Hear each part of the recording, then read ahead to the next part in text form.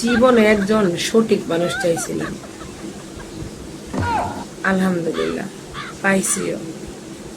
এখন সে সব সময় সঠিক আর আমি সব সময় ভুল।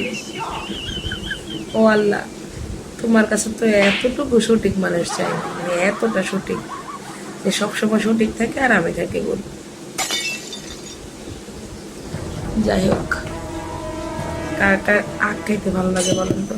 দেখছেন, ছেলে আখ ছিঁড়ে রেখে দিছে, পিঁপড়ে ঘুরা অবস্থা। আমার খুব ভালো লাগে খাইতে অবশ্য।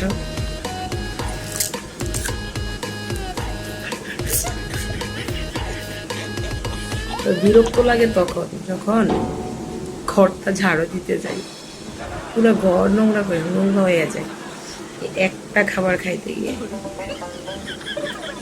আচ্ছা, ভালো থাকবে সবাই,